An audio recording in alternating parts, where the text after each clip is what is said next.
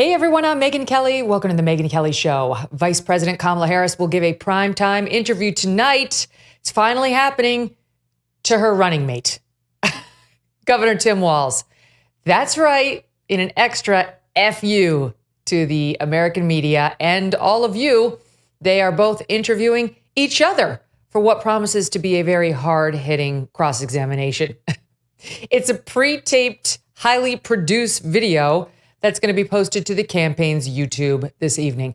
The media are disgusting. If you continue to act as their PR agents, following her around to every little rally, begging for crumbs, you're even more disgusting than we thought you were. The title of the event, Kamala Harris and Tim Walz on tacos, music, and the future of America. Meantime, CNN keeps bringing on Harris campaign reps to ask, why isn't she talking to us? What if I lose a little weight? What if I become captain of the cheerleaders? Then will she talk to me? Joining me now, Maureen Callahan. She is a columnist for the Daily Mail, and she's also the author of the huge hit, recently released book, Ask Not, The Kennedys and the Women They Destroyed. In June, when the book was released, we did an in-depth interview with Maureen on her book, episode 823. I'm telling you, you will love it. Check it out when you have some spare time. Don't miss a moment. Subscribe to this show on YouTube and follow me on Insta, Facebook, and X. Grand Canyon University, a private Christian university in beautiful Phoenix, Arizona, believes we are endowed by our Creator with certain unalienable rights to life, liberty, and the pursuit of happiness. GCU believes in equal opportunity and that the American dream starts with purpose. By honoring your career calling, you can impact your family, friends, and community. Change the world for good by putting others before yourself. Whether your pursuit involves a bachelor's, master's, or doctoral degree, GCU's online, on-campus, and hybrid learning environments are designed to help you achieve your unique academic, personal, and professional goals. With over 330 academic programs as of December, GCU meets you where you are and provides a path to help you fulfill your dreams. The pursuit to serve others is yours. Let it flourish. Find your purpose at Grand Canyon University. Private, Christian, affordable. Visit gcu.edu. Maureen, welcome back. Thank you so much for having me, Megyn. I'm so happy to be here with you today and to talk about all things Kamala. It's amazing. What a middle finger to everyone this is. Not only that, so I looked at this teaser clip of what we're going to be treated to this evening. And she and Tim Walz are talking about Tim missing her call, asking him to be her running mate. So this is the guy who's literally waiting for the call, right? The biggest call of his life thus far, and he doesn't pick it up. That to me is like the metaphor for what this entire calamity of an interview will be like. Just don't pick up. That's what they do with all the media. Just don't pick up. So here's the clip you're referring to. This was the tease they put out online to get us all super salivating to hear more from this power couple. Watch. I was called hoping you, maybe Tim. we wouldn't have to. I called you, Tim. Yes. You didn't answer, Tim. I know. What happened? The most important call of my life. God. It popped up, and we didn't recognize the caller ID, and it went to voicemail. Hi, this is Tim. I'm not able to answer. There you go. As possible. Thank you.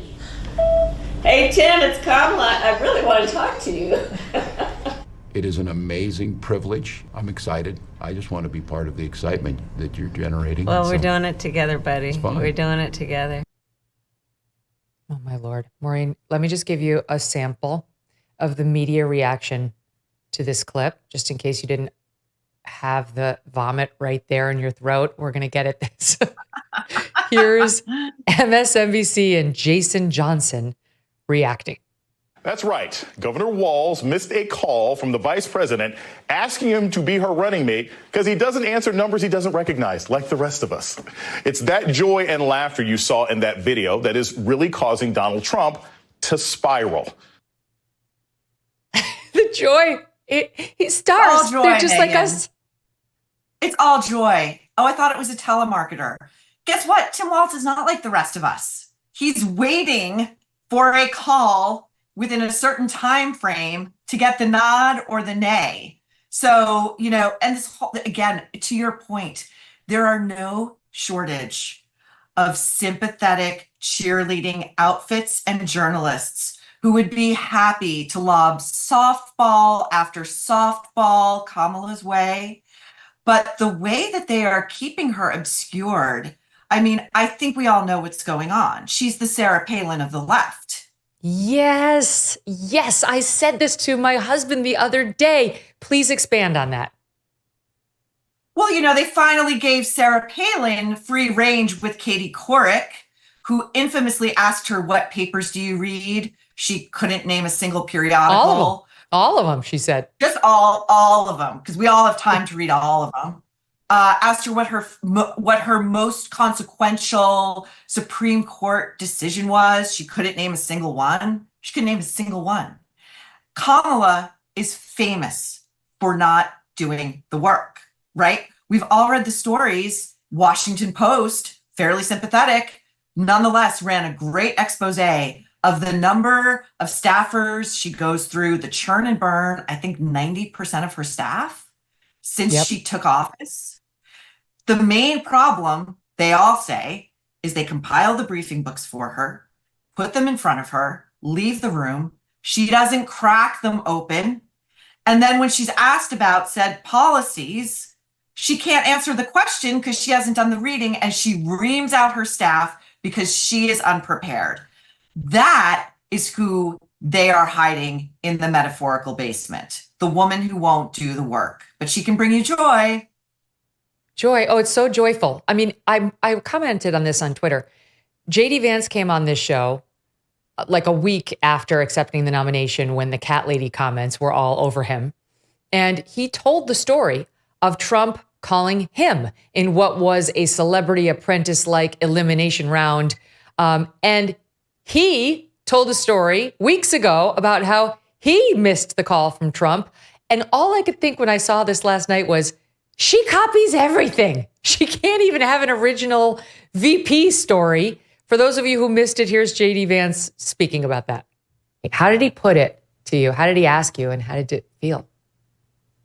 Well, the funny thing, Megyn, is we're in the hotel room in Milwaukee. We had just arrived. He apparently called, and I didn't see the call. I guess it went straight to voicemail or something. So I call him back, and he answers the phone. He says, JD, you missed a very important phone call. Maybe I'll have to give this to somebody else. And in the background, my 7-year-old's talking about Pikachu. I'm like, God, for the love of God, son, for 30 seconds, just let me have this conversation. And it's funny, the president hears him and says, put him on the phone.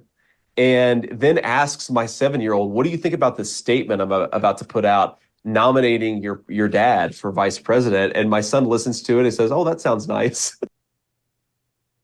Now, I didn't see Jason Johnson over on MSNBC saying the joy between these two men as they celebrate his being raised up to this amazing position and the kindness of Trump to speak to the little boy on the phone. No, the joy is reserved only for Harris-Walz, no matter how many children he wants to have cut up in his state without the permission of their parents. Here's what I can't wait for. So the DNC begins on Monday. Anti-Israel protesters are going to be bussing in from all over the country, including battleground states, tens of thousands reportedly. How much joy will be outside the DNC? How much coverage of this will we actually see? This is astonishing to me. They cannot run from the media for the entire length of this campaign. When is she going to do a sit-down one-on-one? I can't believe the rest of the media isn't on fire about this. Can you imagine if Donald Trump or JD Vance said they were in effect going to orchestrate a media blackout because they weren't getting a fair shake? Kamala's going to get the greatest shake of all shakes. Mm-hmm. Right, exactly. Like they have anything to fear from George Stephanopoulos or Rachel Maddow. And by the way, the expose you mentioned that they did on Kamala Harris and what a bully she is to the point where all of her staff has left. That, of course, was pre her being anointed as the presidential candidate. This was all back when she was still the dumpster fire of the Biden administration, where they were fine dumping on her and blaming problems on her. But these were her own staffers. So Washington Post was happy to do that story then. I haven't seen anything about what a bully she is since then. I've only seen her presented as this champion of women because she loves abortion. It all boils down to abortion rights. That makes you a champion of women. Doesn't matter how you treat women on your staff. I mean, I said this, Maureen, and you were the perfect person to talk about this with. She is Meghan Markle. She's Meghan Markle in a different form. 100%. Everything about her and what her sort of surface appearance represents is meant to make everybody sort of feel better about themselves. But she is a bully. She is a mean, nasty piece of work. And in my experience, people who run, whether it's a corporation or just their own staff like that, typically do so because they know deep down they don't have the goods. It's a distraction technique. It's a way to make people operate in fear. People never operate at their best when they're afraid. I have a theory about what really binds Biden and Kamala. And you saw it with Biden in the lead up to that first debate. They had this sort of soundbite where he was saying to Trump, "Make my day, pal." You know, that Clint Eastwood, like, ancient thing with his aviators on, like Cool Joe.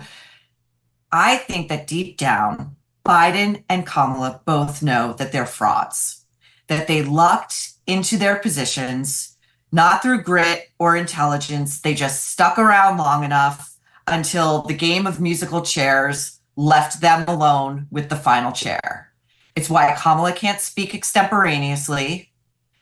And it's why she won't sit down with anyone until the 11th hour. She's probably going to do it, I'm going to guess, on 60 Minutes after she gets to handpick who's going to interview her.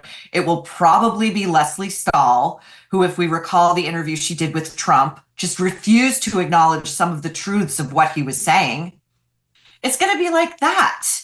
And it's so disheartening for this election. We're always told, oh, this one's the one. The fate of democracy rests in the voters' hands. This election, one of my favorite tells in the past, I want to say few weeks, was Ezra Klein. I think you covered this on your show, where he said, of the New York Times, he said, "I talk to top Dems all the time. And when I talk to them about the possibility of a second Trump term, they say, yeah, we can work with that guy. It's not the end of democracy. That's just red meat for the base." That was when Joe Biden was still in office, and they were trying to reconcile themselves to the fact that he was going to lose. I was like, is it so bad? You know, maybe we just have to deal with the fact that he's going down, and we'll just get through one more term of Trump. Now that they have a shot again, it's existential threat. All the women are going to lose all their rights. You know, hide the children. But I want to pick up on what you said about her being a phony. So, and by the way, the reason I draw the Meghan Markle analogy is because you and I have been talking for months about how all of her staff quits. We just had another major staffer who'd worked for Meghan and Harry for 3 months quit. They all quit because she's a bully. She's not that talented. She knows it, and she blames everyone around her. And that's exactly the case for Kamala. Both of these women happen to be mixed race and happen to have gotten far in life based on, in part, this need to anoint people of certain demographics because it makes people feel good. Now we've got to celebrate Meghan Markle as a champion of women. Why again? Because she's mixed race and she married a prince. Okay, whatever.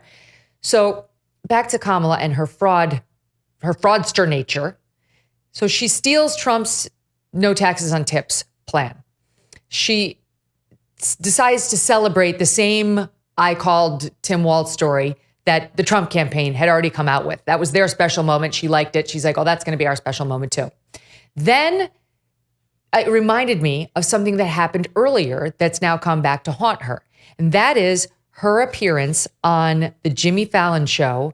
This is June of 2020, when she told this story. This made the rounds not long ago. She told this story about what it was like being raised, by the way, by Marxists. Her parents were Marxists. We're doing a deep dive for the audience. It'll come out soon. And here's what she claimed. You get that energy from your parents, or the thought of, hey, I have to fight for what's right, and I got to get out there. And I mean, when were you out there protesting? Well, I was in a stroller. And so I was out there. And in fact, my mother used to have a very funny story about I was fussing and she said, Kamala, what do you want? And I said, and this is how she would say it. And she said, Kamala, what do you want? And I said, freedom. No. Oh, come on. Freedom. It was a much cuter story when she would tell it, but that's the story. And also when Dr. Martin Luther King Jr. told it, because it's his. She stole it. She stole it when she told it to Palin. She stole it when she put it in the preface to her 2010 book, Smart on Crime. She stole it when she told it to Elle magazine. And sharp-eyed readers noticed the uncanny similarities in that story to the one that MLK told during a January 1965 interview with Playboy magazine. In the piece, he recalled a moment he witnessed between a young black girl and a white police officer, not involving Kamala Harris, by the way, where he says, I will never forget a moment in Birmingham when a white police officer accosted a little Negro girl, quoting here, 7 or 8 years old, who was walking in a demonstration with her mother. What do you want? The policeman asked her gruffly, and the little girl looked at him straight in the eye and answered, feed him. She's a fraud. Wow. What a phony. It reminds me of that Seinfeld episode where Elaine's boss, Jay Peterman, buys all of Kramer's best stories for his memoir because he has nothing of his own to offer. He really doesn't have a weird, idiosyncratic mind. And this is really, I mean, it's funny to laugh about it, but this is somebody who lacks a single original thought. A single story that she feels is reflective of who she is and how she became that way. If she can't offer that, what kind of original vision can she offer? I mean, if we're really going to free ourselves from the shackles of this gerontocracy, Biden forced out, very bitter about it. Trump, he's showing his age. There was somebody on your show the other day, was it Nate Silver, who was talking about, age limits for presidents, which I think is a great idea. Same for the halls of Congress. Let's talk about then, what is the vision of potentially the first Gen X president? What does she have to offer us? Because so far it's been nothing. It's just been laughter and joy. Yeah, which is fake because she's a bully. By the way, I do think it's interesting over the past couple of days and previously on this show, I have acknowledged what you just said, that Trump is showing his age at times and that he really needs to be reined in on the rambling because right now he needs a tight message and he needs to hammer it over and over and over the way he did in 2016. China, build the wall. And he's not doing that. So I've noticed something in the media. I say anything like that, it goes all over the internet. It was leading drudge for like 2 days, those comments that I made the other day. I say something about Kamala, which I do all the time. All the same media runs to fact check me. Oh, not true. That can't possibly be true, but all of it's true. I don't say things that aren't true. And if I do, I correct myself. It's amazing how they run cover for her. And then anything negative that comes out of we truth tellers in the world, they blow it up into a multi-day story. It's such evidence of their disgusting bias. These same media frauds would never dream of criticizing their own side because they only have one goal, which is to get her elected. Yeah, it's infuriating. It's the same thing they just went through with Joe Biden.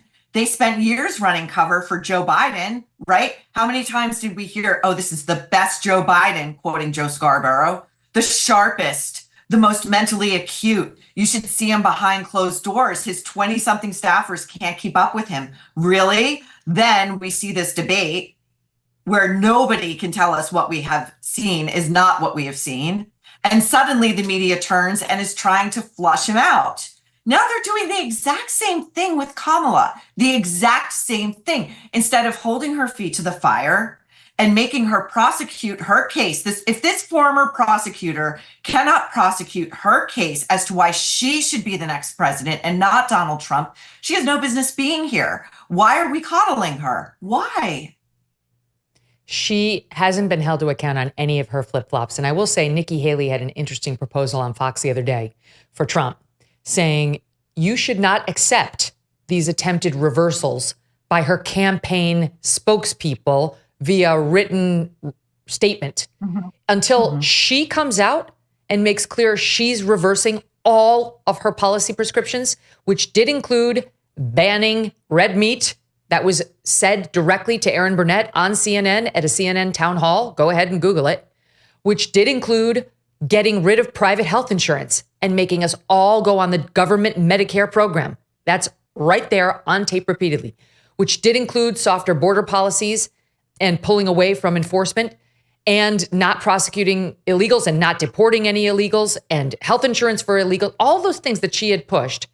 But now she wants us to believe she's tough on the border. She's releasing ads purporting to be tough on the border. So these should be ignored. The new policy reversals, other than to call out her emptiness, should be ignored. She's on record with her policies. She is on record, and we should proceed accordingly. And I actually think that's a great idea. Do we have that border ad? I'm trying to see. We have so many sound bites today. I'm not sure if we have it, but if we do, we'll pull it. We'll pull it later. But we did find this, Maureen. Stand by. The Sarah Palin moment that you and I referenced a moment ago. Watch. When it comes to establishing your worldview, I was curious, what newspapers and magazines did you regularly read before you were tapped for this to stay informed and to understand the world? I've read most of them, again, with a great appreciation for the press, for the media. But like what one specifically, I'm curious that you... all of them, any of them that have been in front of me over all these years. I have a vast variety of sources where we get our news to. Oh my God, that's horrifying. That's vast horrifying. Variety. Not ready That's what they're for trying to avoid. time. That's what they're trying to avoid. And actually, watching that back, Tina Fey as Sarah Palin had so much sway that election cycle. I wonder, will Saturday Night Live go after Kamala and Tim? Will they hire a Kamala? Will they hire a Tim? They were hands off with Obama. All of it is just, there was something else you said that I wanted to circle back to, and I forget what it was. What were you talking about at the top of that? Oh, the Kamala thing, where she said, I'm against fracking, I'm against red meat, and I'm against private health insurance.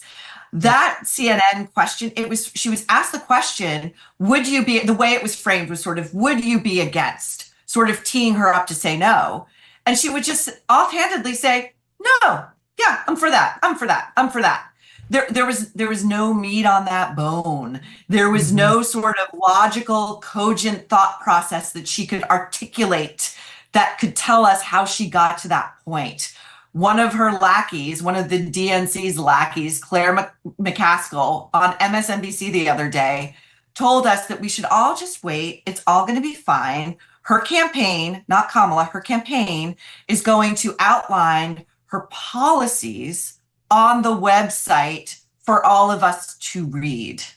So again, telling us we should not be waiting with bated breath to hear Kamala tell us in her own words, extemporaneously, what her policies will be and how she will enact them. That's the thing. It's like Trump is definitely showing signs of age. She's showing signs of idiocy, which is a bigger problem. Like, and I don't care. People are like, oh, they shouldn't attack her as stupid. She does seem stupid to me. I will attack her as stupid. That's my prerogative. Trump can do whatever the hell he wants, but she seems dumb. And I'm not afraid to say it. Show me otherwise. I've seen a person who can memorize lines to deliver in a debate, but I have not seen a person who can speak extemporaneously in any depth about any issue of substance. Prove me wrong. Let's see it. If I'm wrong, put her out there. Agreed 100%. So I was thinking about this morning in advance of speaking to you about this. And I've been thinking for a while, Kamala reminds me of nobody so much as Chauncey Gardner. And for any of your audience who may not be familiar, this was a very famous comic novel that came out in 1971 by Jerzy Kosinski. It was called Being There. And it's about a guy who is just sort of through luck and circumstance plucked into the halls of power. and he says very little, and he sort of speaks in inanities. But because this is so original to them, they take him as an oracle.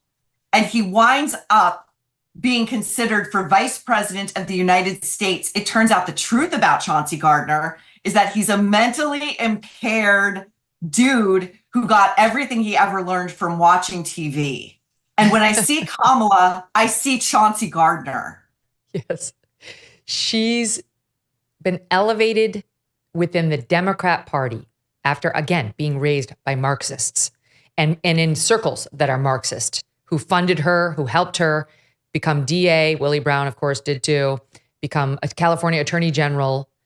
And by the way, now we've got this ad, we did pull it, on her like alleged border. Now she wants to be, oh, I'm tough on the border. I'm going to be super tough on the border, because she's citing back to when she was DA in San Francisco and she had to prosecute some gang members. She wasn't prosecuting them for anything having to do with illegally crossing the border. If a drug crime popped up that was bad enough, she would prosecute. It had nothing to do with the illegal stuff. She was not some border crackdown nut as San Francisco DA. This is what she's showing. I'll show you the ad in 1 second. And then she got tapped by Joe Biden because he promised Jim Clyburn he would pick a black woman. Those are her qualifications at this point. When she was running, she said the most leftist things possible. She did not get the nomination because the Democrat Party of 20 was not that far left. And now she's trying to both pretend she's become a more moderate, she wants to say Joe Biden-like candidate, even though he became leftist because his staff is, and that's who was running the presidency. But I'm like Scranton Joe. I'm really more moderate than I was in 19. And at the same time, according to Axios, distancing herself from all of his policies, right? Like, I'm different than he is on the economy. I'm tougher than he is on the border. All the things that make him moderate, I'm the same as. Just fill in the blanks in your head. And all the things that bother you about him, I'm my own woman and I'm going to do it totally different. And for those of you who are far left progressive Marxists, I'm that too. And not speaking to anybody allows this imaginary experiment to work. Exactly. I don't know what campaign strategist would ever say, try to be all things to all people. And voters can see right through that. You know, what is she going? So another thing I wanted to mention to you, it's a little bit of a wild theory, but I have this theory that Donald Trump is laying low and having sort of these reported freakouts that we've been hearing about running against Kamala and debating her. But I actually think he might be sort of rope-a-doping her in the Muhammad Ali style, allowing her to luxuriate in this warm bath of toothless media coverage that is anointing her as the second coming. Not since Barack Obama have we been so impassioned by a candidate, so elevated and lifted up. And I think once she gets on that debate stage, she's going to be taken very far back on her heels because she will not have any of the warning signs that a regular candidate gets to make them into a warrior when they take that debate stage. I don't know. Does that sound crazy to you? No, it doesn't sound crazy, but I don't know if I agree with it because, you know, I did go back and watch that debate she had with Mike Pence last Friday.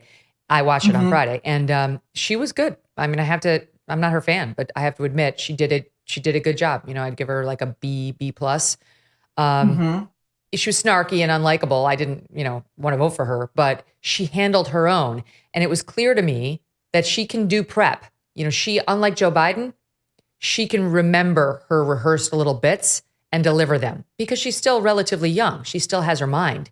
You know, she's not smart, but she can memorize. And she was smart enough to realize this is where I insert the answer on Trump's tax cuts. This is where I insert my answer on, whatever, women's rights. So that stuff she was able to do. He'd have to get her off her heels. Like he'd have to actually engage in a real debate with her. And there's a real question about whether ABC will let that happen, Maureen. You saw the news this week. Dana Walden, who is at the top of the ABC power structure now, reportedly is going to take over for Iger, is literally her best friend or one of them. Kamala Harris said that Dana Walden, it's a woman, is responsible for her marriage to Kamala's husband. And they're apparently extremely close. So you tell me how hard these ABC News journalists, whose instincts are to go left anyway. We saw that ABC News reporter with Trump at the National Association of Black Journalists. They are not Trump's fans. So you have these rabid Trump haters coupled with people who answer to a woman who's one of Kamala's best friends, creating a really tough environment for Trump. He's used to those, but it's not going to be really tough for her. It won't be. I mean, you would hope that those journalists would want to prove their impartiality. I mean, for me, one of the easiest questions that Trump can level towards her that she would have a hard time answering, I think, is regarding Joe Biden's health. What did you know and when did you know it? Mm-hmm. Because neither answer is good. Either you are so far out of the loop and doing nothing of consequence that you were insulated from this, which was visible to anybody, or you did know this entire time and you were also running cover for what is essentially a figurehead. And to a second point that you brought up, again, if she can memorize and sort of take her cues and know when to talk about a certain proposal in a debate and stand her ground, that's great. But yet again, are we just electing another figurehead of the Democrat Party and not an actual president? It feels like Kamala is their next useful idiot. Yes, I know. I don't have high hopes for the debate. I hope I'm proven wrong. I really do. I hope that the moderators actually ask her some tough questions. I think they'll ask about the flip-flops. I mean, that would just be such a dereliction of duty that I think they'll understand for their own reputations. They must ask. But she's going to be prepared on all that. You know, you've really got to torque it up at a debate and ask your A+ level difficulty question to these guys. It's not that hard if you are, an honest broker, which these people aren't. Now it looks like, I don't know what's happening with the debates. We have the ABC one agreed to for September 10th. Trump also said, I'll do one with Fox and NBC. It seems like Kamala Harris is going to agree to the NBC one, but not the Fox one, which is such a cop-out. She is such a chicken shit coward. And JD Vance, on the other hand, has agreed to 2 vice presidential debates. And I think Tim Walz is saying he'll do one, but hasn't committed to the other. Now, it would be unusual to have more than one vice presidential debate, but why not? Let's go. Let's do it. Let's see these, this guy who loves all the adoring crowds and he's, your dad, your Midwestern dad. Why wouldn't dad sit down with such a young, gentlemanly man and give him a few life lessons in front of America? So do you think these debates, maybe 5, maybe 2, maybe 3 total, are going to matter? Because early voting is about to start. I know the early voting thing is what really frightens me. I do think they're going to matter. I think, this is in the way that, when we were all watching that debate in June, and I was texting with friends of mine, and one of them said, this feels fatal. This feels terminal. And I think that we are all now so engaged in this in a way that we haven't been before. And the Dems knew, yes, by switching out Biden, they would change the narrative. They would galvanize the base. The base is incredibly enthusiastic. I mean, it's wild considering that the New York Post reported credibly that Obama was pissed that Biden essentially handed her the nomination because he thinks she can't win.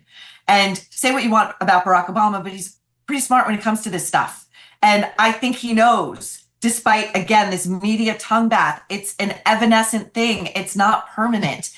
And I think that's why these debates are so important and people will be paying attention because the mainstream media is not doing its job right now. It's so disheartening. I mean, I listen to your show and I laugh a lot, but I'm also just so incredibly frustrated by what's become of the Fourth Estate. Mm-hmm. I know. We always laugh when we do the news, but then I wind up feeling like there's this great comedian. His name is Dove Davidson. He performs at the Comedy Cellar, among other places in and around New York. And we saw him back when Trump was running in 2016. He did this very funny bit on Trump. And his bit went as follows, something along the lines of, and I love the way Trump talks, we're going to get rid of Obamacare. And it's like, okay, yeah, get rid of Obamacare, right? We don't like the individual mandate, right? And what are you going to replace it with? Something amazing. Something amazing. And he's like, I listen to it and I say, yeah. And then I think to myself, why don't I feel good? I don't feel very good when it's over.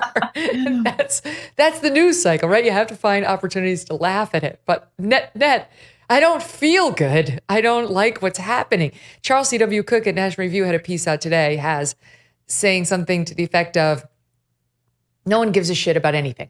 They're just going to elect based on personality. They don't seem to care about policy, voters. They don't seem to care about more than these stupid vibes, a word we're all sick of.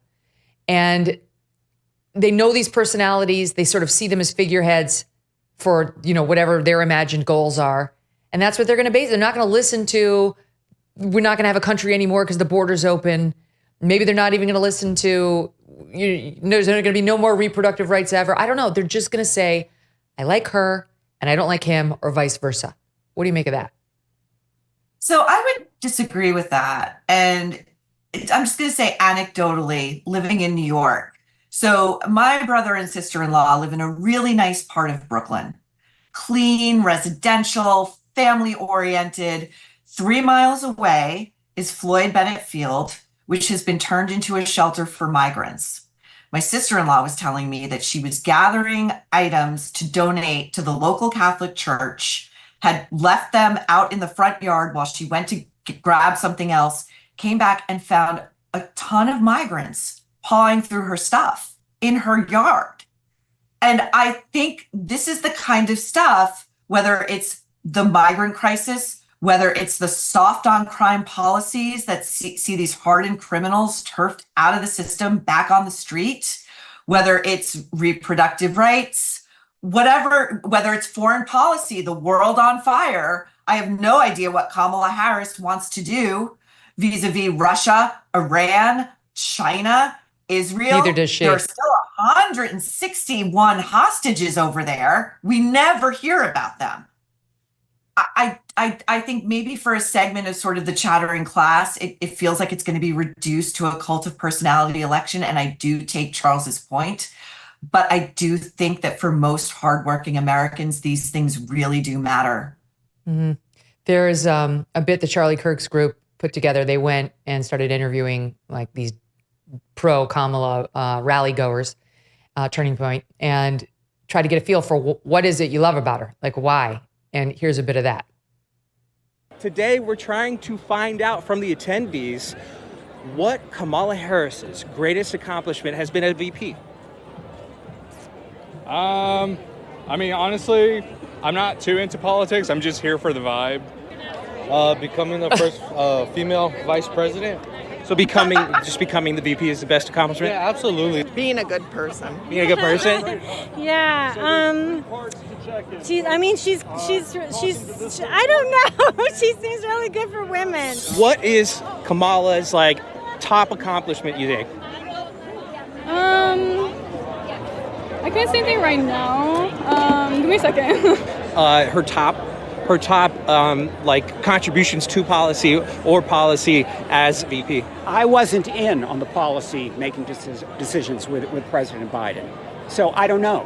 Her favorite policies. Oh my gosh. See, I wish they would tell us more about that because I honestly don't know.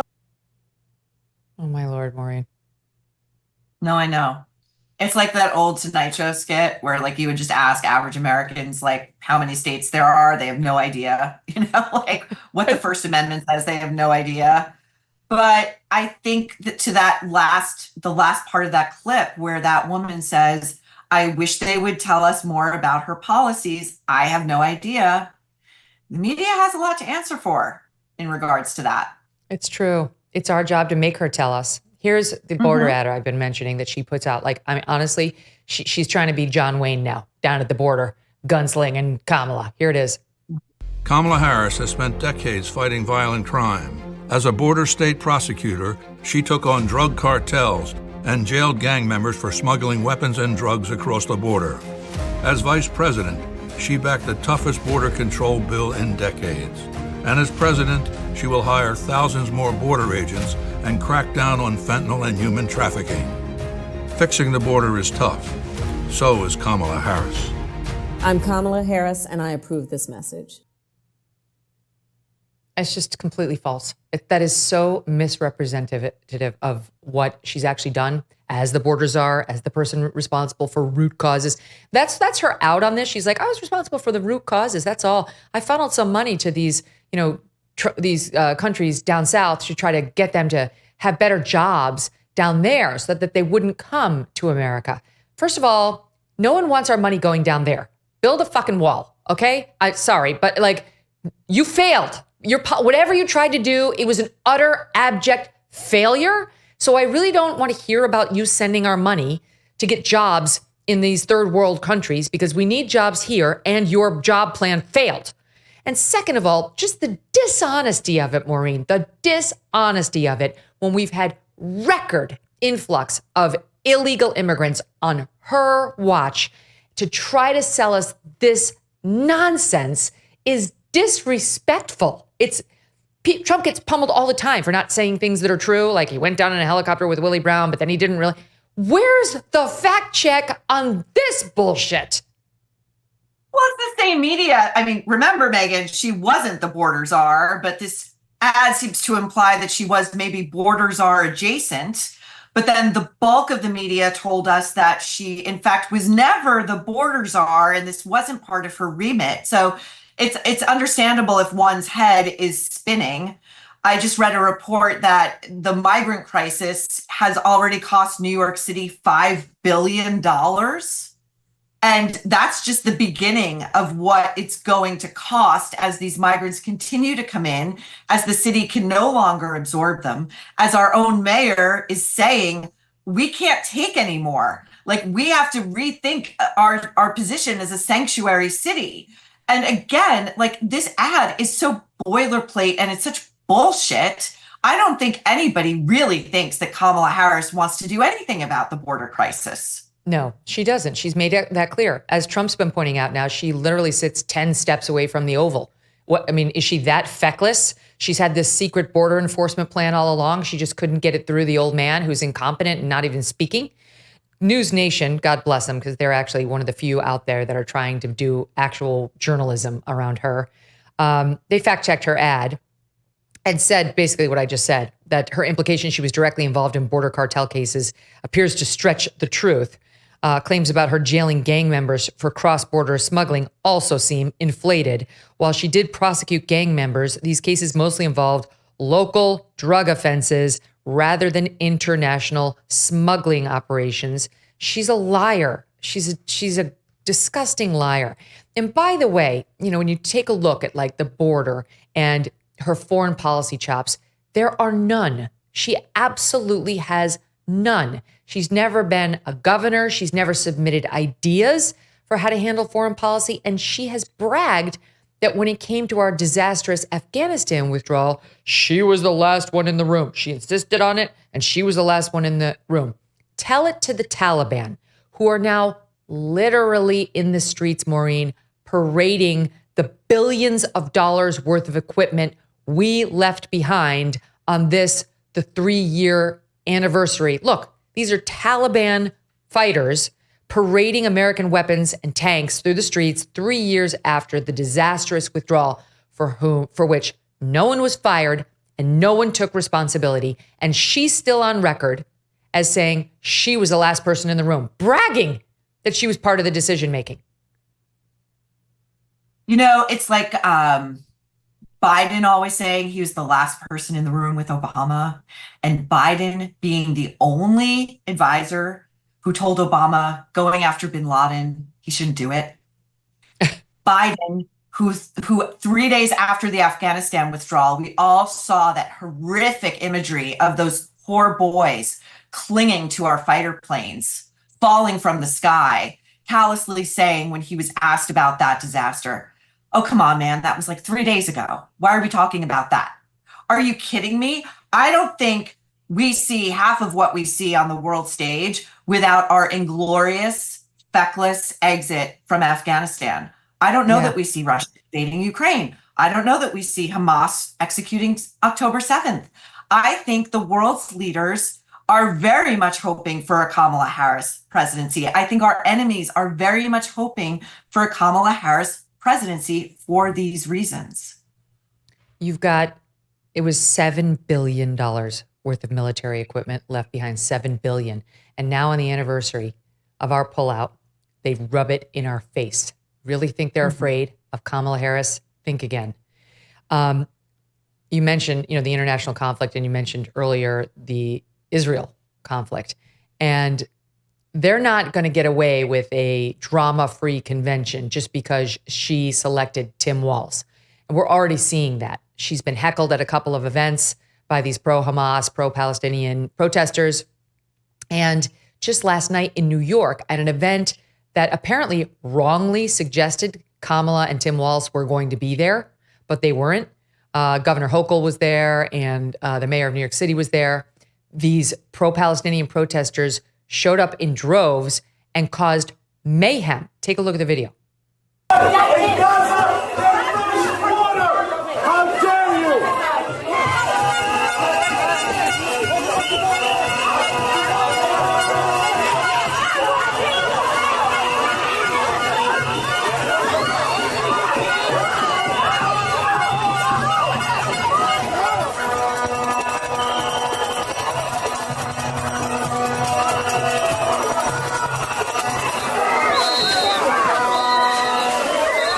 There, smoke bombs.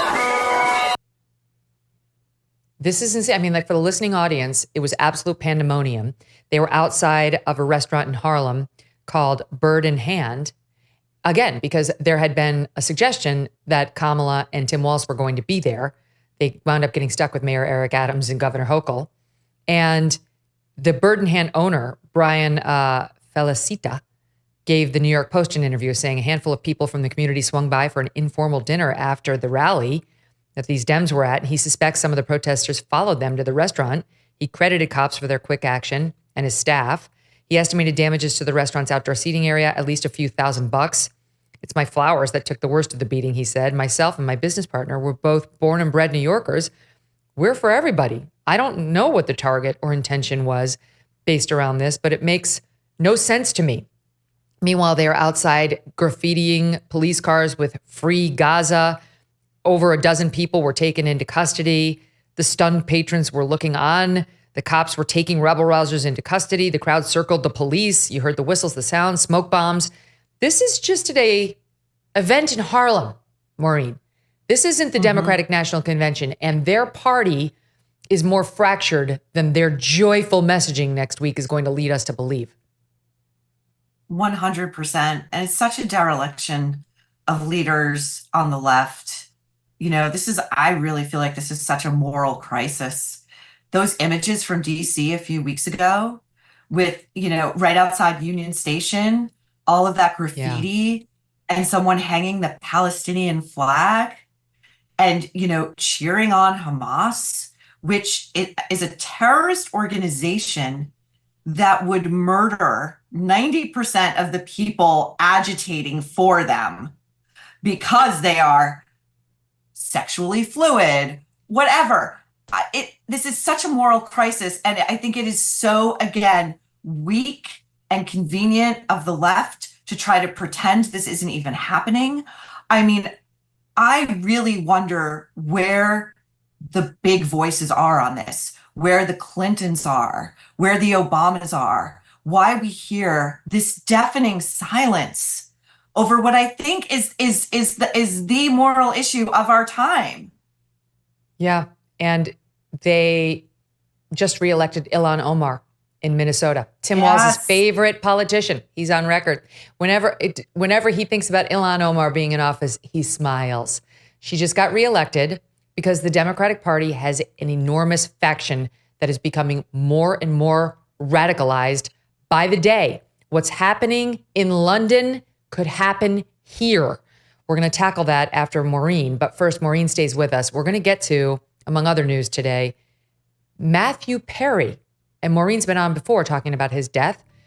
The feds are indicting multiple people in connection with his death today.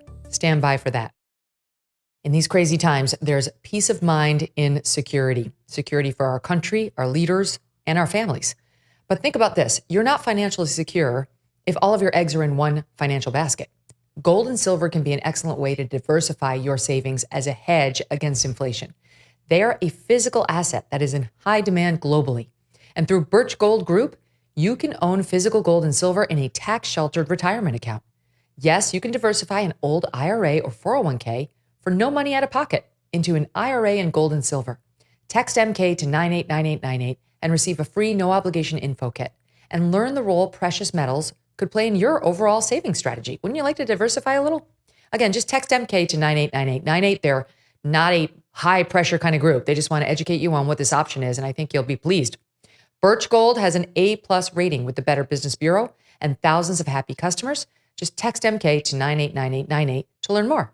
Message and data rates may apply. Check it out. Maureen, a couple things that I want to get to with you before we get to Matthew Perry, which news is breaking in right this second as the indictments are being announced and the names are being read aloud.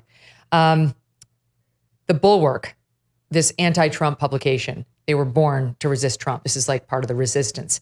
And this woman, Mona Charia, has a piece out today entitled The Man-Child versus the Man's Man.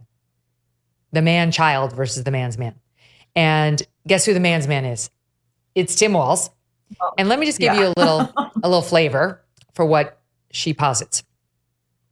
If Harris becomes the first woman president, her first accomplishment could well have already happened, elevating and honoring the positive side of masculinity. He's a man's man without being a strutting jackass. I don't know if any of this factored into Harris's calculations, but a good male role model is an excellent foil for the swaggering, snarling, cartoonish version of masculinity on offer from the Republican Party right now. Trump's masculinity bears none of the hallmarks of manly virtue, restraint, honor, service to others, responsibility, or self-sacrifice. Instead, he offers braggadocio, put-downs, disrespect for women, and vulgarity. I mean, it's amazing to me already because it's like, what are some other hallmarks of what a man's man looks like? What a hallmark of masculinity is? How about strength? How about courage? How about the willingness to fight for others when under extreme threat and pressure? All of which Trump has showed. How about kindness to those around you, your family, kids in the golf store, as I mentioned with our own family friend recently down at Mar-a-Lago? Does any of that count for what a man actually is? Mona? How about intelligence, by the way? Doesn't sound like she's all that familiar with that. She goes on. Like Trump and the alt-right figures he surrounds himself with, J.D. Vance does nothing to encourage men to be their best selves, but instead spews contempt for women. He's a father. He's married to a professional woman who's double clerk for the Supreme Court. She's no dummy. She's a practicing attorney, but I guess he hates women and he hates working women, according to her. In the face of this brutalist version of masculinity, the Democratic Party is now honoring a different kind of man in Walz. And now here's where you really need to brace yourself, my friend. Okay, brace yourself, Maureen. As The Atlantic put it, Dad is on the ballot. She goes on, Harris's selection of Walz gave rise to a whole genre of warm dad memes.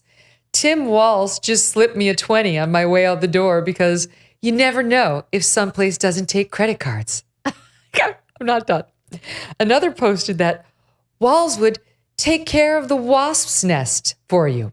Still another mused that Tim Walz beeps at you at a red light, motions for you to put your window down, and tells you that your right rear tire could use some air.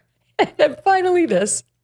As romance writer and editor Jennifer Prokop put it, in all seriousness, I think there are a lot of us who hope our dads would have ended up a lot more like Tim Walz than J.D. Vance if it wasn't for Fox News. And maybe that's why he makes us feel the way we do. Tim Walz may be the father figure the Democratic Party and the country needs. What do you make of that hot take? It sounds like romantasy. We just met this guy. Like, would you buy me dinner first? What is this?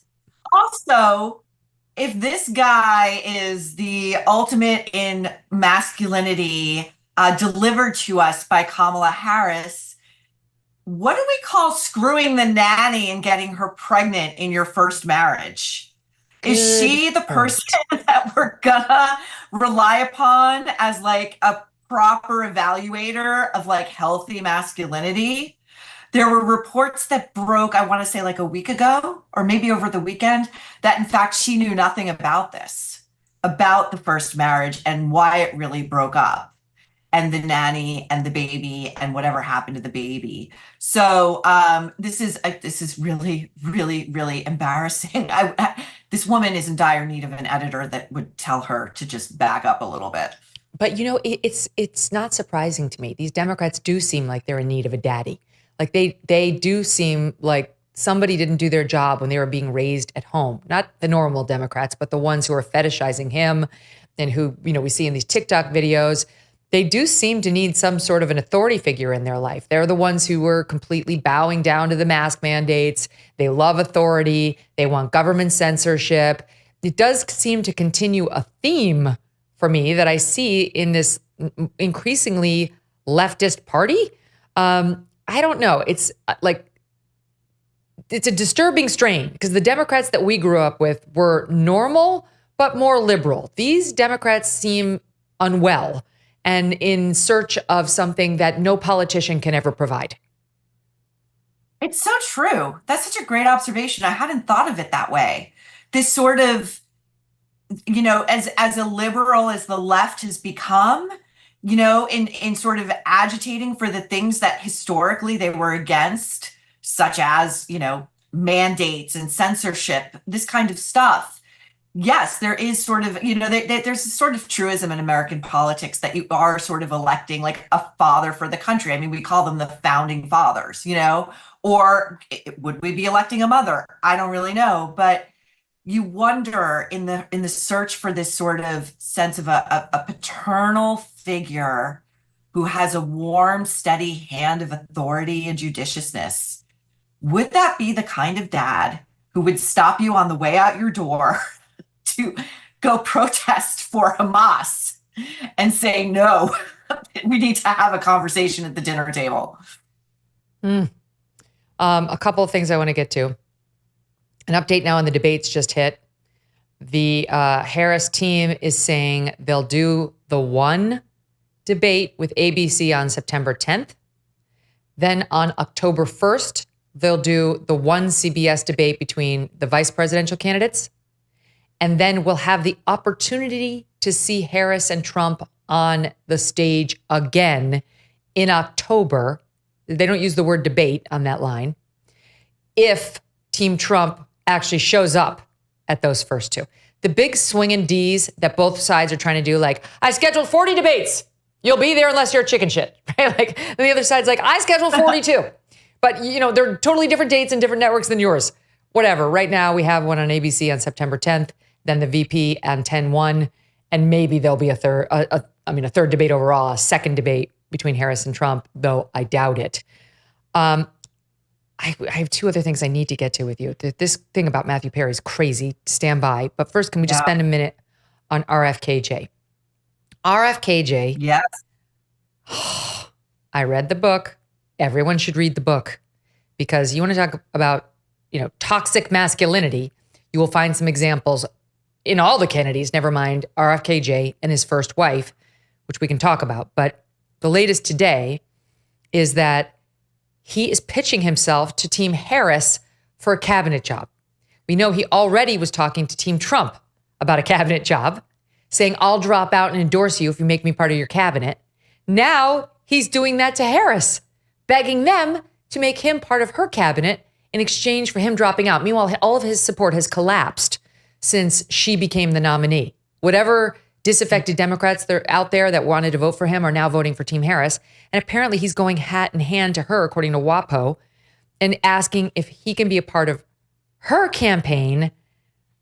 I can't, Maureen. This guy, like, the flip-flops, he doesn't even know whether he wants to be in a Dem administration or, I mean, I guess maybe you could say that's good. He's nonpartisan, like he'll work for anybody. But what do you make of the latest on him? Oh, this is so sad because his campaign manager, who is his daughter-in-law, told, I don't know whether it was WAPO or what outlet, but I read it this morning, that they have been trying to meet with Harris and they're getting stonewalled. Like they can't get their phone calls returned. And I think he is just so in need of some sort of validation as a political player. He would go whichever way the wind blows. You know, I'm surprised he hasn't yet dropped out, but sort of not, because he really is going to need that hit of attention. And the news cycle has been just so, you're like, we all have whiplash, you know, every day it's something else. But it sort of does feel like the proper shambolic, dissolute end to a campaign that really never should have been. Mm-hmm. It's done. I mean, it's done. He's basically conceding he can't win. A vote for him at this point looks like an utter waste of one's vote. And honestly, like, I'm all for bipartisanship, and I've disclosed to the audience that I have voted both Democrat and Republican in my voting adult life. But this is just too, like, you're running for president. You got to know what you stand for. You must know what you stand for, and you must know what your party is. That's kind of one of the basic things. All right, let's get to Perry, because this is huge. A bunch of people are being indicted today in connection with Matthew Perry's death from ketamine usage, an overdose. This is a drug that they're giving more and more. You're only supposed to do this, if at all, under controlled settings with a doctor, you know, an MD who can monitor you. It is being used with some success to treat depression. I know people who have tried this, so I don't mean to crap all over ketamine. But for people who are using it to find their way out of abuse of drugs already, it seems problematic, and it certainly was for Matthew Perry, who died of an overdose. And now today, the news breaking, they're reading the indictments at this moment. Indictment filed in federal court detailing grand jury charges against Jasveen Sangra, who prosecutors said was known as the ketamine queen, and Salvador Plasencia, known as Dr. P. Ms. Sangha maintained a, quote, stash house in North Hollywood, said the indictment. Dr. Plasencia, a physician at an urgent care center, was among those who worked to get the ketamine to Mr. Perry. This is like not under his supervision, because the authorities already said he had a ketamine infusion, I think a week and a half before his death. And that those people were not responsible. That was apparently under a doctor's care, but it only stays in your bloodstream for a few hours. So aren't blaming those people. This is a different set of alleged ne'er-do-wells who were funneling him the drug on the side and illegally. The charges against them include conspiracy to distribute ketamine, distribution of ketamine resulting in death, possession with intent to distribute methamphetamine, and altering and falsifying records related to a federal investigation.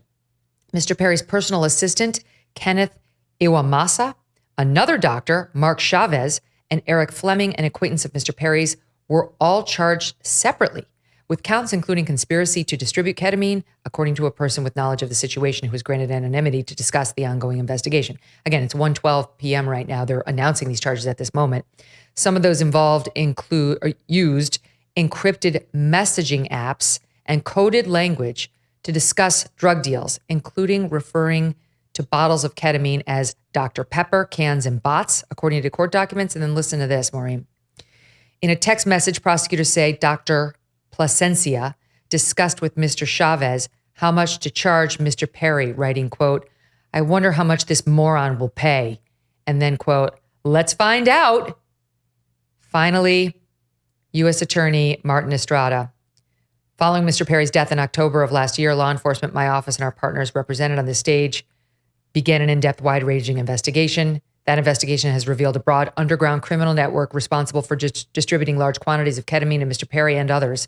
This network included a living assistant, various go-betweens, 2 medical doctors, and a major source of drug supply known as, quote, the ketamine queen. We charged 5 defendants in this matter. These defendants took advantage of Mr. Perry's addiction issues to enrich themselves. What disgusting pigs, especially these so-called doctors who knew exactly what they were doing. And as those text messages reveal, if proven in court and true, show an utter, callous, reckless disregard for human life. Yeah. Yeah, for anyone who would say, "Oh, well, only justice would be done in the case of a rich, famous person," America's first friend to die. This is clearly a major drug ring at work that they have busted, and that is a good thing. The ketamine stuff is just so crazy. It's such a dangerous drug, and they knew from the beginning when they did the autopsy that there was no way, as you mentioned, that it had happened in that controlled setting because of the amount that was found in his system. And if I recall correctly, I also remember reading that when the cops did show up, like the scene had been cleaned up. It seemed to imply that drugs and drug paraphernalia had been removed. It's a sad story all the way around. It's enraging. And, I also find it just really sad on the whole. We now know that when Perry was doing his book tour, extolling his sobriety and how hard won it was and how he finally got there and how he just wanted to be in service to those who were struggling with their own addictions, that it was all just a lie. I mean, front to back, this thing is just one huge human tragedy. All I can think is, I've got young kids and people will say like two of them were in a play this year and people will say, oh, they're so good. Or so-and-so did such a good job. You can sit, they should act. Like you should try them out. I'm like, hell no. They can do the school plays if they want, but child acting is just a gateway into young adult acting, which is what Matthew Perry was when he got the role on Friends. They all were in their young 20s.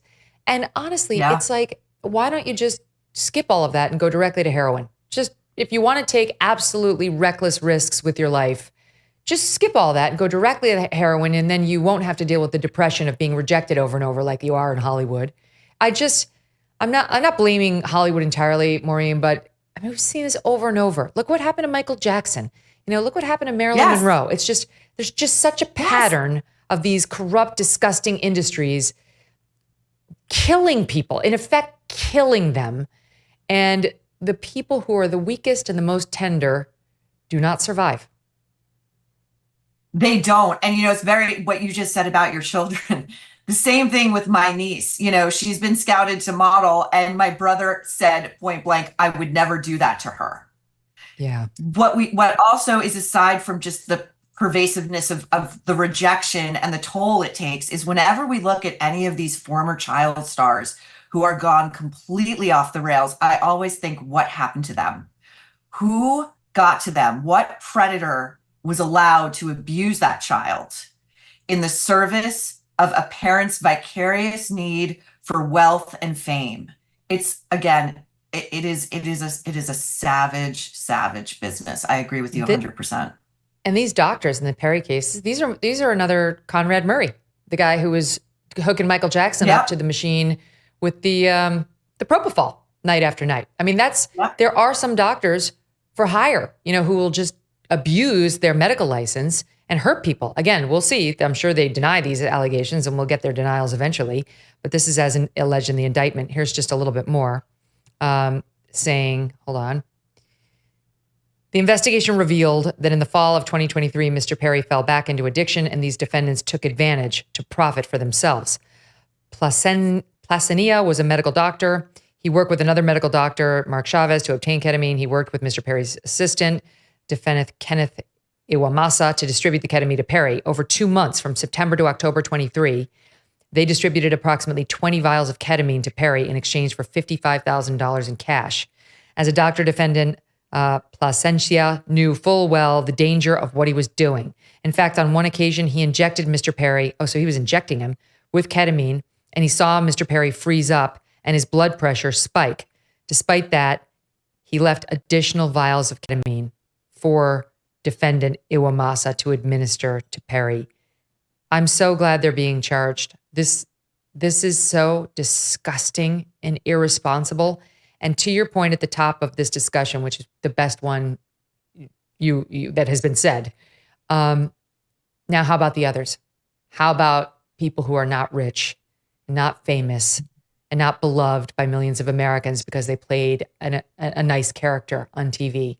Where are the arrests of the people who ruined their lives because they're just as much of addicts as Matthew Perry, and their deaths will be ignored, Maureen. There will not be indictments of those around them who fostered their death and their untimely deaths.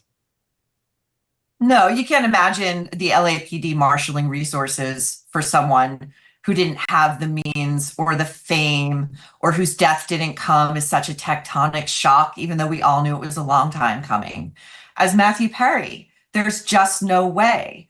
And, you know, that what you were talking about, the doctors, you know, there's this whole subterranean network of doctors like this in the music industry. They call them rock docs. They're for hire, they're for sale. They'll get you whatever drug you want in whatever quantities you want, as long as the money is good enough. And I think that these doctors should be made a complete example of course, their medical licenses will be stripped. They should be thrown in prison among a community that are only too happy to service. It's going to be very interesting to watch this play out. And what's going to be more interesting, I always thought when Matthew Perry died that this was such bullshit, because you can't tell me that every single person who worked on Friends had no idea that this guy was under heavy, heavy addiction issues, that this guy wasn't showing up late, that he was unreliable, that he couldn't remember his lines, that things were off. I think everybody knew, and that show was such a cash cow that they did whatever they had to do to cover it up. So everybody kind of has blood on their hands here. Yeah. I think about it with my sister, because my sister was like a normal housewife and teacher living in Virginia, and a doctor back during what we now know is the beginning of the opioid crisis prescribed her an opioid. It wasn't one of the most common ones. I'll refrain from saying its name. I don't want to get sued, but, and said it was non-addictive. And it was not non-addictive. I mean, everybody's seen Dope Sick now. They were saying that about, you know, actual opiates and about, why am I forgetting the drug in that show? In any event, about the most addictive opioids, they were trying to say in the beginning, they're not addictive.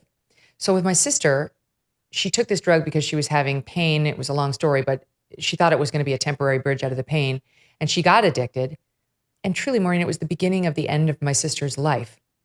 It just caused so many problems to this person who is not a drinker, not a drug seeker, not in any way, like you just would never have pegged her for somebody who could get addicted to opioids. And those doctors have never been held responsible. That drug is still on the market and people still take it. And so I see these stories and I am triggered by them because I understand like these doctors are in a different class, you know, the Perry doctors. But there is a whole host of doctors that push these opioids on millions of unsuspecting Americans and ruined lives, literally ended lives and ruined other lives on top of it, who have never been held accountable. And it was one of the reasons why I was thrilled to see that whole Sackler bankruptcy plan fall apart, because they were trying to get out of ever being charged themselves as, you know, with crimes.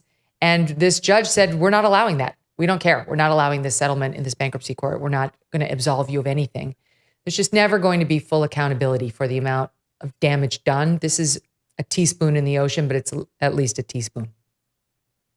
Yeah, I'm so sorry for what happened to your sister. And I think it's all too common. I mean, I remember before going in for a surgery, like 10 years ago, they sent me up to a pain clinic in upper New York.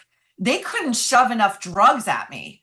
I said, I don't want all these drugs. You know, they couldn't give me enough. Luckily for me, I'm one of the rare people, like my brain receptors don't attach to opioids. God forbid they did.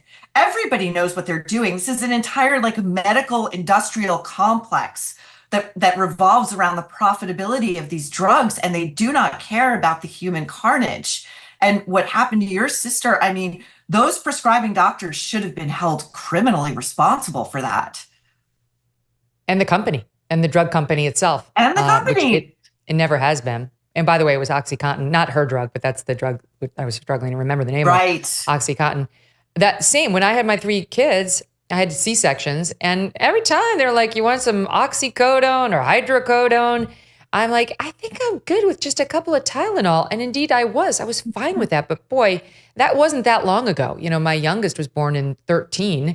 They were still prescribing this stuff like it was candy. And this is an ongoing problem, because now a lot of people are still receiving drugs like that, especially people like you and me, right? They don't look at us and say, drug addict, we can give her 30 pills. Well, you know what happens if you take that and then you take 2 of them and you get through your C-section pain? Then you have 28 pills sitting in your medicine cabinet. And what happens is somebody's kid comes over, especially when you get to the college years, they go through the medicine cabinets, they rob you of the drugs, they take the drugs, they wind up in the wrong hands, they get laced with something, they wind up killing somebody. There's all sorts of programs now. I've interviewed people, but you can check with your local firehouse. Some firehouses will have like one day a month or every couple months where they accept back those pills. So, because, you know, they say, don't flush them down the toilet. You don't want to like bury them in the yard. You don't know what to do with them, right? It's like, I don't want to take them. I don't want to flush them. I don't know. Right. Just put them in the garbage. They wind up in a landfill. What happens? They get in the water supply. So you should look into it, because that's another way that people can be hurt, especially young people. What a way to end the discussion. But Maureen, as always, thoughtful, insightful. I love talking to you. Thanks for being here. I love talking to you so much. Thank you, Megyn. Wow. Love to hear your stories. I'm sure you guys have some. I'm sure you have stories just like the story with my sister. I think that's what the Matthew Perry thing brings up for me. You know, it's not to say he's to be excused. He was an addict. He was breaking the law and breaking himself. But there is a cast of characters around most addicts that just goes under the radar. They get away with it and they hurt person after person. And I'm thrilled to see some of those people being held accountable, or at least an attempt at it in these indictments, which again are just allegations. We'll hear their side soon. We'll be back with Laurence Fox and Calvin Robinson on what's happening in the UK when it comes to illegal immigration. Could it happen here? And the ridiculous attempts to pitchfork Douglas Murray, which go on. Lumen is the world's first handheld metabolic coach. It's a device that measures your metabolism through your breath. The app shows whether you're burning fat or carbs and provides tailored guidance to improve your nutrition, workouts, sleep, and stress management. You breathe into your Lumen first thing in the morning, and then based on your measurements, Lumen will give you a personalized nutrition plan for the day. You can also breathe into it before and after workouts and meals to get real-time insights. Your metabolism is your body's engine, how it turns food into fuel. Optimal metabolic health translates to numerous benefits, including easier weight management, improved energy levels, better fitness results, and better sleep. Lumen can also track your cycle, adjusting its recommendations to maintain a healthy metabolism through hormonal shifts. If you want to take the next step in improving your health, go to lumen.me/Megyn to get 15% off your Lumen. That is lumen.me/Megyn for 15% off your purchase. Thank you, Lumen, for sponsoring this episode. You know how much my family and I love our dogs, Thunder and Strudwick. I cannot imagine life without them. They're great. They have a great life. We're lucky. They're lucky. But some dogs aren't. And that is why I'm so lucky to tell you about Delta Rescue. It is the largest no-kill, care-for-life animal sanctuary in the world. They have rescued thousands of dogs, plus cats and horses too. They provide all of their animals with shelter and safety, and most of all, love. And they've been doing it now for more than 45 years. Delta Rescue relies solely on contributions to stay open, and giving can bring tax benefits to you too. Speak with your estate planner about how you can grow your estate while helping animals in need. And check out the estate planning tab on their website to learn more. We love our Thunder and Strudwick, and Delta Rescue would like to help other dogs who don't have that kind of love in their life find it and find safety. Visit deltarescue.org today to learn more. That's deltarescue.org. There is a crisis enveloping the West at this moment, and perhaps nowhere is it more evident than in the UK.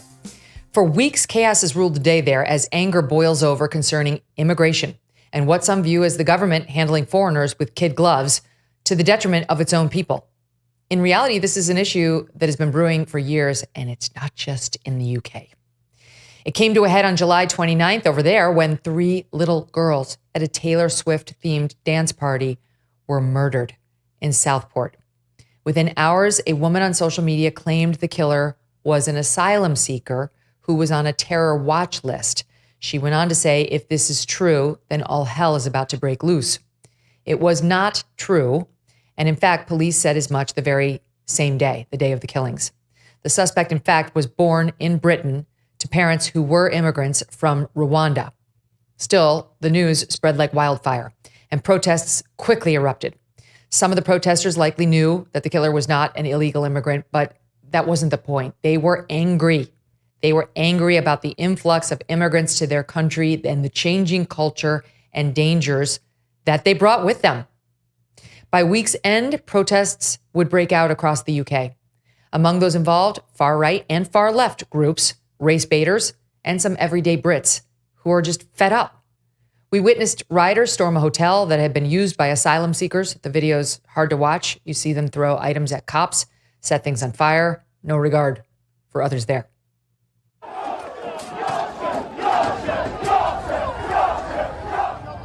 A bin set on fire by rioters with little regard for anyone inside the hotel.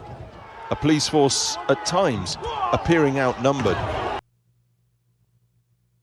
The new British Prime Minister, Keir Starmer, would warn the rioters that they would feel the full force of the law, but he specifically named one group in particular. I won't shy away from calling it what it is: far-right thuggery. To those who feel targeted because of the colour of your skin or your faith, I know how frightening this must be. I want you to know that this violent mob do not represent our country.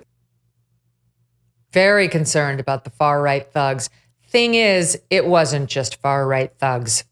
As evidenced by this video taken the very next day in Plymouth, where clashes broke out between rival groups.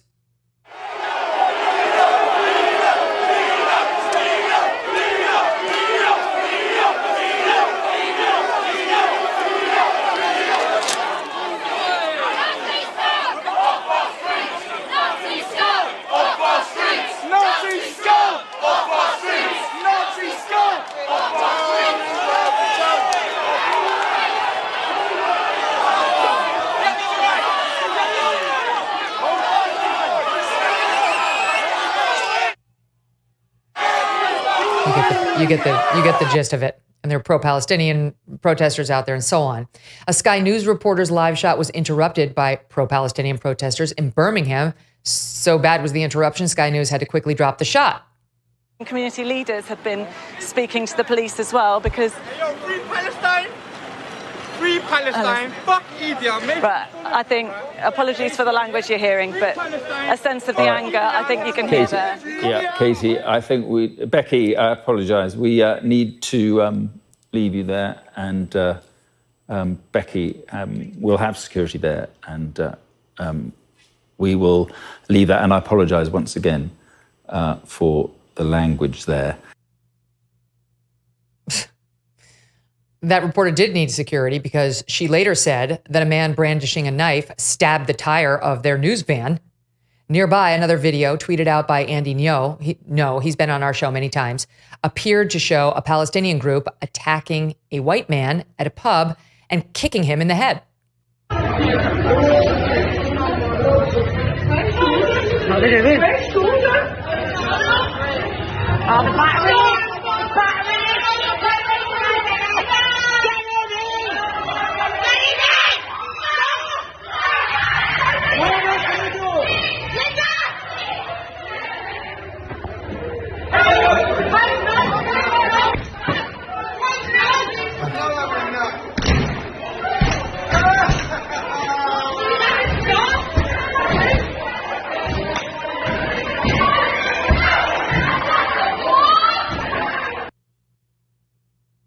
And yet across the board, headline after headline, seems to focus almost entirely on the far-right agitators.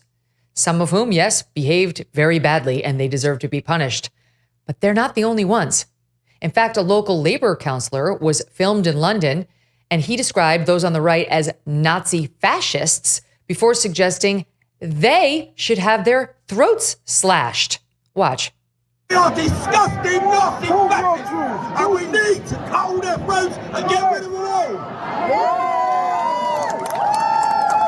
Free Palestine! Free Palestine! Free Palestine!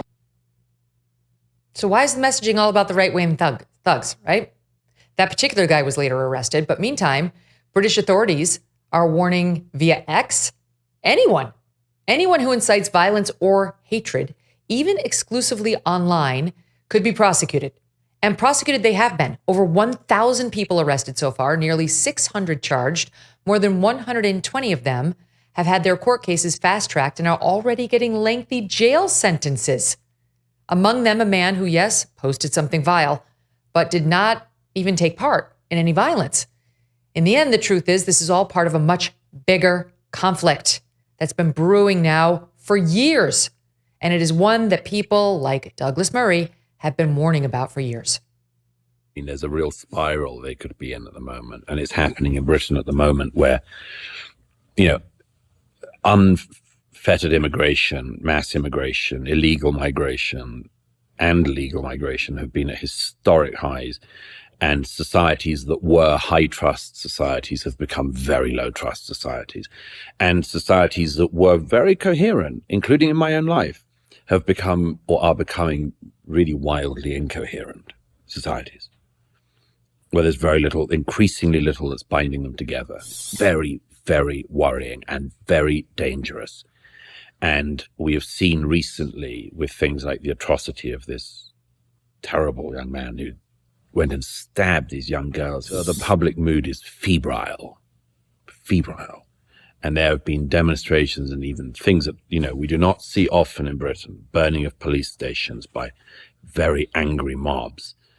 And then I just see today, you know, a Muslim group, you know, sort of doing a boundary policing thing in their area of chanting Allahu Akbar and like defend the mosque sort of thing. I mean, so the way in which things can go wrong. And the reason I wrote The Strange Death of Europe and the reason I banged on about this for years beforehand was I said, it is so obvious what is going to happen. Yeah. And it gives me, I was so angry watching it when it could have been stopped. And now Douglas Murray is also hashtag part of the problem. How dare he point out the obvious, that people are sick and tired of having their culture and their religion ridiculed and mocked. They're tired of losing out on jobs to migrants who refuse to take on the culture, to, you know, the melting pot over there. No, it's not happening. And it's not happening here anymore either.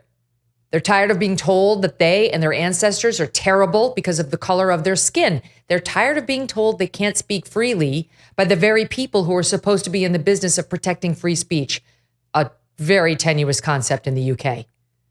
Now, none of this absolves the bad actors of bad behavior, but the reality is the West has a serious problem, deadly serious. Joining me now, Laurence Fox and Father Calvin Robinson, co-hosts of Fox and Father. Laurence, Calvin, welcome back to the show. This is about as bad as it gets, and literally every word Douglas Murray has said about it has been proven out. It's been true, and yet you've got people who now treat him as also someone who should be treated like a criminal. So now things seem to have settled slightly in the UK in the past few days, but where are things right now? The riots have stopped for the short term because the population has been gaslit.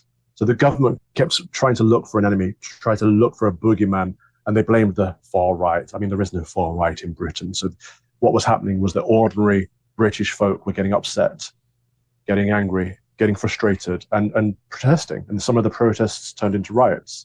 And so the government tried to blame it on the far right, which does not exist. And so to retaliate, the Antifa lot, you know, the anti-racist so-called lot, the Marxists essentially came out and had a big protest of their own. And so the government pegged this as a win, a triumph for diversity. The far right has been defeated. And so for now, the riots have died down, but it won't last long. It's a sticking plaster on a major problem, which Douglas wrote in his book, The Strange Death of Europe. He warned us of what was going to happen. We have a situation, an ideology or a religion, whatever you see Islam as, it's entirely antithetical to Western values of free speech and certainly sexual consent and stuff like this. And Douglas warned about this, and what they've done, especially Alistair Campbell and people like that, they have turned on Douglas as the foremost intellectual in this area. And Kevin's right. The riots have stopped for now, but it is a sticking plaster on what is a much deeper ailment, Megyn. Who is Alistair Campbell? Alistair Campbell was Tony Blair's spin doctor who convinced us via the dodgy dossier that we needed to join with America to invade Iraq and kill 1 million innocent Iraqi people. And he has suddenly reinvented himself as a moral pitchfork in some way. It's ironic that this man dragged us into an illegal war, but actually most of the problem is down to him and Tony Blair. Alistair Campbell and Tony Blair, their government from 1997 are the ones that really brought on mass immigration to this country. And it was part of their package that they said anyone from the right, anyone from the center right who goes against our policy, will call them racist. And we have this on record, that it's been the plan all along that anyone that goes against diversity being our strength is a racist or a xenophobe. And this is why we've had over 20 years of this now, of just mass immigration, people coming to our shores who do not share our values, do not share our culture, in fact, hate us, hate our way of life and want to kill us, want to replace us. And anyone that speaks out against it has been labeled racist, which is why these riots were happening, actually. It wasn't anything to do with, well, it was something to do with recent events, but it goes all the way back to 1997 and Tony Blair and Alistair Campbell. The interview that we just showed with Douglas, in part with PragerU, he's saying similar things to what he's been saying for years now, what he's been writing for years now. And this Alistair Campbell tweeted out in response to this most recent interview, think the Metro Police UK might want to take a look at this book plug, meaning that interview that we just played the soundbite from.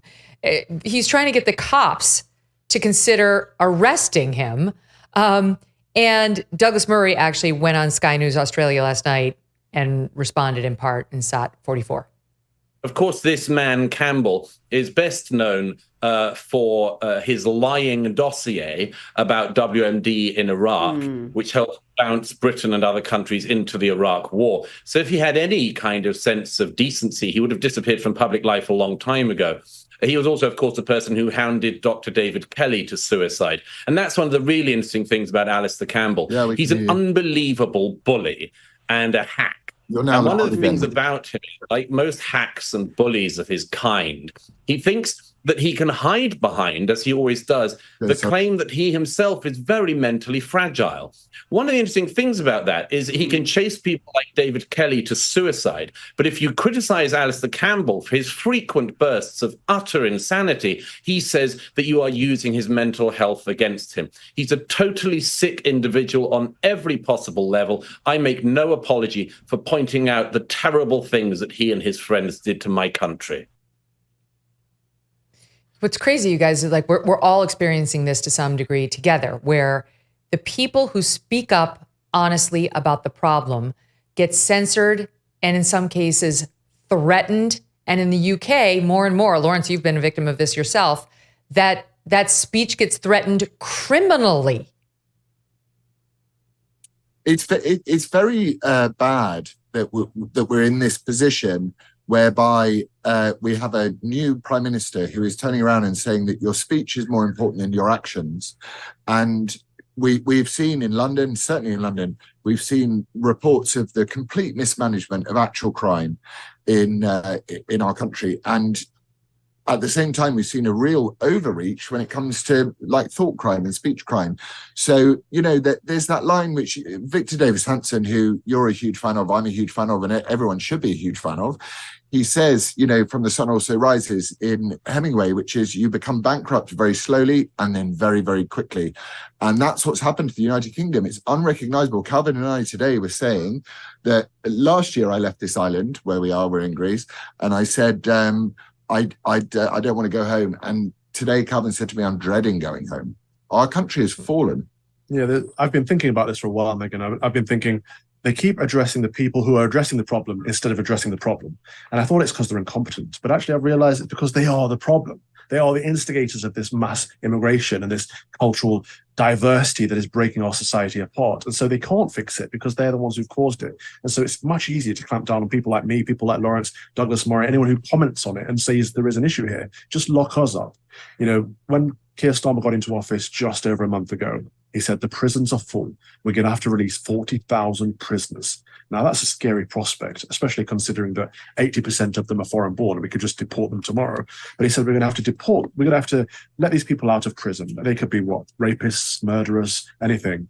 We're going to let them out early because there are 700 places left in our prisons. Now, fast forward to today, 6 weeks later, and suddenly we're sending people, rushing people through the systems. They're getting arrested, sent to court, charged, prosecuted, sent to prison for social media posts.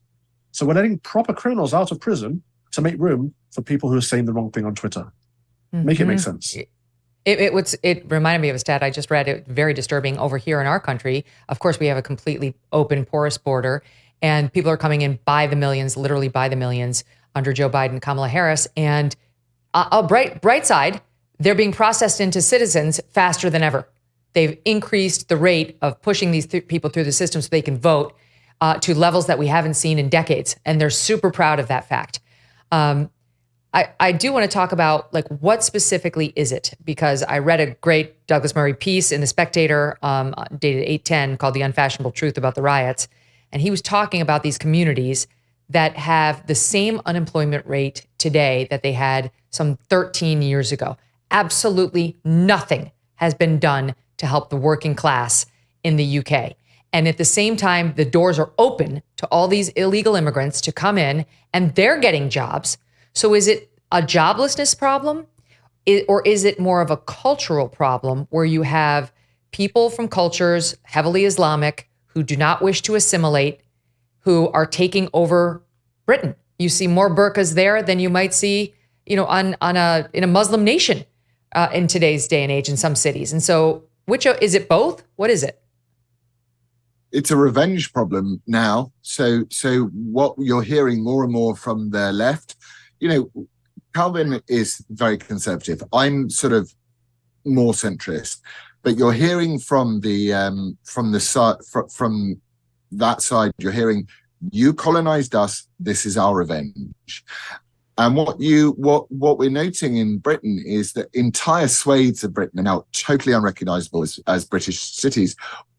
Certainly as I drive out of London, it's mosques, it's call to prayer, it's all of this. And America's going to face this too. So what we're confronting is, and I think that one of the main problems with British political discourse is nobody really wants to talk about the elephant in the room, which is, do Islamic values, can they be compatible with Christian values, of which Judeo-Christian society is built on, or are they entirely antithetical to them? And I suppose that's a conversation we can have, but we can't have that conversation while your border is open with a record number of military-age males arriving by themselves, 703 yesterday morning, arriving here. 703 men in a generation becomes in 2 generations becomes 46,000. With the current reproductive rate in the United Kingdom, we should, as a nation, be able to have a comment about that without being called a racist. And I think that the riots that you're seeing and the disorder you're seeing is people are absolutely fed up of being called a racist while they can't get a doctor's appointment, they can't see a dentist, and everybody who comes in illegally across our border is being given a hotel room, free money, and a mobile phone. So there's 2 problems. So that is a major part of the problem. The other side of that is that, so I used to be a teacher, right? I was an assistant principal. I worked in schools for 7 years. And all across that time in education, the government would do anything to help any demographic except white working class. And white working class boys in particular have been at the bottom of the league tables for over 20 years now. And that's a problem because to address the joblessness issue that you just spoke about, we have no one to fill those jobs. And so the government is saying we need to bring people in from abroad because we're going to address the GDP. We've got to get people doing all these manual labor jobs that our people don't have the skills and talents that we need. And so we're having mass immigration to solve a problem that is, again, created by the government, who do not want to address white working class as a demographic, because to do so is racist, and diversity is all about helping minority groups, even though Africans, Chinese students are at the top of the league tables. There's no oppression in our they're not education interested system in on anybody's class or their working class roots. So from the Murray piece that I referenced, he says, similar to what you just said, from 2011 till today, all three main parties have followed the same model on job creation, seemingly unable to actually improve education, incentives, and job opportunities in these working class areas. They went for the easy route. That was to issue visas for migrants to come to the UK and to claim that the economy was growing as a result. So he's suggesting there's a political motivation there. Of course, this growth, he writes, is almost entirely faked. Study after study shows that this type of migration benefits the migrant naturally, but does almost nothing to improve the actual economy. In fact, for many people, it undercuts local labor, and due to increased demand for housing and limited housing stock, it makes their situation much worse. And he says at the time of the 2011 riots, because this happened, years ago as well, foreign-born workers accounted for 14% of the UK workforce. Today, it's at 21%. Employment has grown by 3.6 million since 2011, but fully 74% of this growth is from immigrant workers. And so when the people rise up to say, we can't take it anymore, we've had it, what they heard back from Keir Starmer was, you're racists and you're going to be arrested. Do I have my facts right? Yes, absolutely. Enough is what people are saying. And that's the economic argument. So there aren't enough spaces in schools. Hospitals are overcrowded. People can't get jobs. They're getting priced out. All of that is the economic argument that has been going on that I think probably led to Brexit, to be honest with you. But now we've reached a worse point where lives are being lost. And of course, 3 innocent girls lost their lives a couple of weeks ago, and more people were seriously injured. And so this mass immigration is causing a problem that's directly affecting people's lives, not just in the monetary sense, but in life and death situations. But we're being sold this idea. It's the United Kingdom. We're being sold this idea that immigration, diversity, all of this stuff is our strength. And the more and more economic studies come out, we are finding that it's not British people, as you quite rightly pointed out. It's not those people that were born here, who pay taxes, who contribute to the national wealth, who are being looked after. Angela Rayner, the leader of the she's not even in the opposition now. She's actually, the government has turned around and said that she's going to prioritize migrant families over British families when it comes to government funded housing. And so what we're in a situation of is we're talking about 30 million people here are very, very, very upset. It's not a small number. So the government think that what they're doing is stamping down on our necks and making us feel bad, but there's no economic argument for mass migration and there's no cultural argument for mass migration. And that what there is a cultural argument against both. And I think that people are very, very, very upset about this, and that Keir Starmer thinking that he's going to arrest everybody for saying hurty words. Someone got arrested for saying Allah, Allah, who the bleep is Allah. Someone was arrested. That's a blasphemy law in the United Kingdom, which we do not have. So our culture is changing in a way which is so rapid and unprecedented that people are worried to an absolutely deep level, aren't they? Not also that. We have no democratic means of changing it or making a difference. So you spoke about how people are coming over the border in the States and being registered as citizens so they can vote straight away. We have a similar situation. So we just had our mayoral elections in London. The Mohammedan was elected for the third consecutive term, and we have no means of getting him out because white Brits are a minority in the British capital city of London. So there's no way to get rid of these people. The same with the Labour Party. In the last general election, the Labour Party got fewer votes than they have in the last 2 elections that they've lost, but they still got in because we've all given up on the Conservative Party. So what do we do? Where do we go? And so when people don't have a democratic means to make a difference, they'll go to the streets, and this is what we're seeing, and we're going to see more of it. But Douglas Murray was right. But there are now coming, which I find hugely encouraging. There are a few Muslim voices who are saying that we've got to be critical of our own religion and our own faith, and there are coming forward now some Muslim voices who are saying this needs to be looked at. We need to talk about this. We can't just criticize Christian culture and all this sort of stuff. So I think there is, I hope, a glimmer in the door, because if there isn't, there will be. The question is whether that gains any sort of critical mass, which it hasn't thus far. This is another, not that it's all about Douglas, our audience knows him, but he was making this point, and it's one of the reasons they're trying to cancel him from his position with The Spectator and potentially get him arrested. But we played this the other day. This is him in an interview back in a couple years ago, where he is saying if they don't want to assimilate and they don't like this country, they should get out. This is just last year. Take a listen. I don't want them to live here. I don't want them here. They came under false pretenses. Many of them came illegally and continue to come illegally, and we don't want them here. And I'm perfectly willing to say that because it needs to be said. If I hated Australia, hated the Australian people, hated Australian history, hated the Australian way of life, broke into the country illegally and spent my time trying to undermine Australia, why should I be in Australia? Why? What would I have brought the country? What benefit? What moral benefit? What financial benefit? What social benefit? The answer is you'd have brought no benefit. So why just hope that those people are not in large enough numbers and keep your fingers crossed and put it off for another day? I think we have to start saying very clearly, if you don't like it here, go. And if you don't like it here and you intend to make it worse, we will make you go. So does that pretty much encapsulate the feeling of these people we're seeing in the streets who are just being dismissed as bigots? He makes a very good point, Douglas. And this is the bit that everyone misses out of what he's saying is if it was Australians.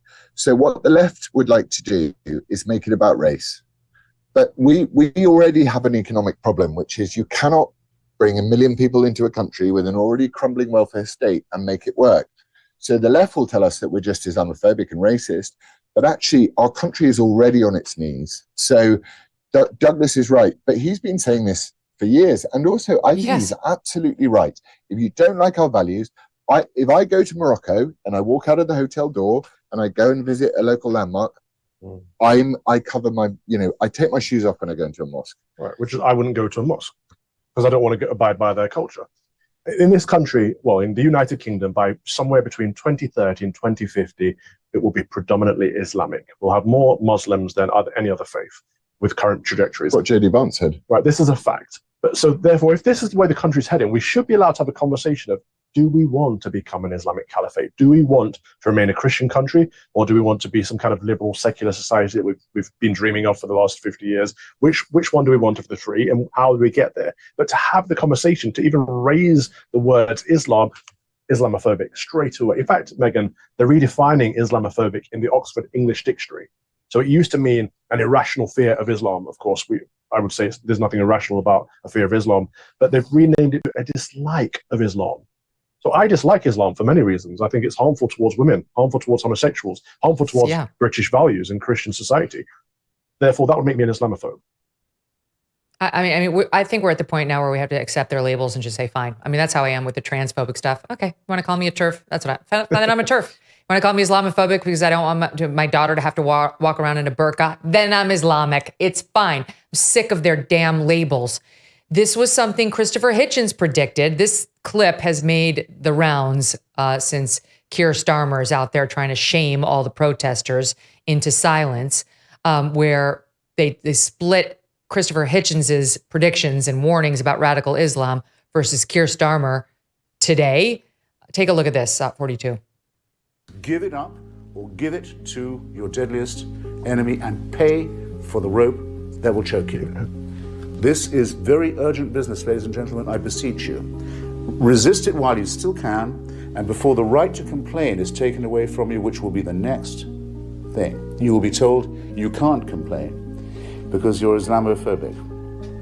The term is already being introduced into the culture as if it was an accusation of race hatred, for example, or bigotry, whereas it's only the objection to the preachings of a very extreme and absolutist religion. So barbarians never take a city till someone holds the gates open for them.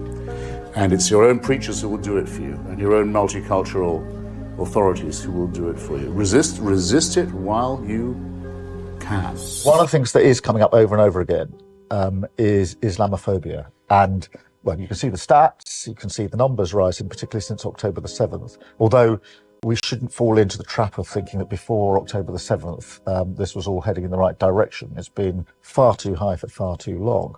Clearly, we need to just say over and over again, Islamophobia is intolerable. It can never, ever be justified. And we have to continue with a zero tolerance approach. And I think there's more we can do in government. There's certainly stuff online, which I think needs tackling. Prophetic.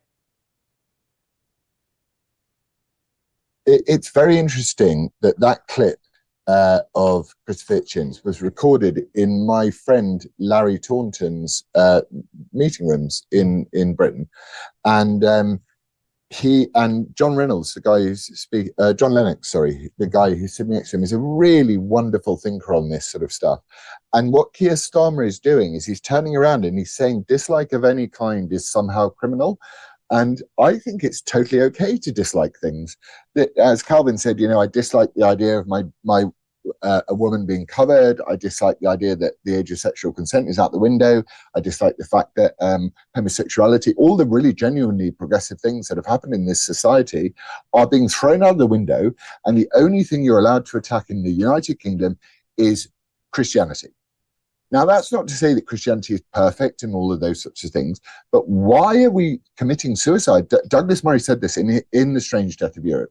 He said, we're not even on our own side anymore. And I think it's really important to think, we should be proud of the traditions, of truly progressive traditions. Calvin would disagree, but about the fact that we accept and acknowledge the fact that people are homosexual and we honor and respect and love them. But we are genuinely progressive. This regressive, horrible, hateful ideology is taking place in our country, and what we have to do is take the knee to it. I think that's absolutely appalling. Christopher Hitchens in that clip said, resist while you can. Now, I think the clip that you showed of Sir Keir Starmer afterwards shows that it's too late to resist, actually. The progressives, the liberals have taken office, they are in government, and they are persecuting the oppressed minority who are the British people, the natives, the indigenous British people who actually are Christian, whether culturally or religiously, and that is no longer appropriate, no longer acceptable, and you cannot criticize any other faith other than Christian. So it's too late to resist by democratic means. So what comes next? Certainly hope you're wrong about that. I want to pick up on something you said earlier, which is, and where we started, which is, the white working class in Great Britain, which has gotten the shaft, and no one gives a damn about what's happening with them. When they speak up, they'll be arrested, they'll be called names by the prime minister, and so on. It dovetails with the discussion we had. You guys were not here. It was in our first hour with Maureen Callahan, and we were talking about the coverage of our absurd presidential race here. There is a woman who wrote this piece in The Bulwark, which is a magazine, online publication dedicated to bringing down Trump. And this woman is writing about how Trump's and his vice presidential candidate is a man-child versus Tim Walz, the latest nominee for, the nominee for Kamala Harris's running mate, who's a man's man. He's a man's man, okay? And this is where I want to tie it together. So she's talking about how Walz is a good male role model, and Trump is not. Trump is, she thinks, full of braggadocio, put-downs, and disrespect for women. And Tim Walz is somehow not. He's all the things we want in a man. He's your dad, is what she's trying to say. And then here's how she tries to bring it home. This is a leftist, okay? Men are struggling in our society. Boys are falling behind girls in grades and graduation rates. Men are falling behind women in college attendance, participation in the labor force, and connection to family and friends. Men are more likely than women to be lonely and to succumb to deaths of despair. It's not a man's world anymore, even if some have been slow to notice. Boys and men are picking up the signals that there is something inherently wrong with them. The word masculinity is hardly uttered in some precincts without the modifier toxic. And then she goes on to blame it all on Trump and Republicans, saying they need a guy like this Tim Walz to take them back to the promised land of hopefulness for boys and men. This made my blood boil, because it is uniformly the left that has done this to boys and men, and in particular, white working class boys and men, over and over again. And for her to shrug her shoulders and say, I just don't know. We're just having this cultural problem. And I think having Trump out there as a representative of toxic masculinity is not going to help these boys at all, is so blind to the left's causal role in all of this. Nobody knows this better than you, Laurence. You and I have talked before many times about how you guys both got booted off of GB News, a more conservative news outlet, or was supposed to be, over in the UK. Why? Because you were trying to defend what's happening with men and suicide rates over there against this caustic woman who is refusing to acknowledge it, and you did it in not the Queen's English. And you defended him, Calvin, and both of you, before you knew it, were gone from GB, and I left GB voluntarily over that whole thing. So can you speak to just the blindness of the left in looking at this problem, whether it's guys without jobs, guys without hope, guys without any thought that they could be respected in society, and their role in causing those root issues? You were an inspiration of mine, because it's very difficult in life to reverse a position and to look at things in a different way. And when you first started talking about the trans issue, for example, you were really high on inclusiveness, understanding, and all that sort of stuff. What we have had is there's a systematic attack on masculinity, full stop, because if you attack masculinity, you destroy the family. If you destroy the family, you make the children available to be dominated and indoctrinated by the state. The British state has already announced that it's going to teach children about hate crimes, about what it is to hate. And we are actually witnessing a war on the family and on people and on those that love each other across many different divides, which was very progressive. And Calvin is better on this than I am. But we should absolutely stand as a bulwark against the fact that Keir Starmer, you've got this guy who's pretending to be a vice president. He's pretending to be a moderate VP pick, who is trying to say that the state should take your child away if your child wants to be transitioned. The man that let Minneapolis, be absolutely run riot and burned to the ground, and he's now turning around and saying, "Leave me alone." These are the people these are the machinery of socialism. They're absolutely vile. Sorry, I'm not good now. You speak.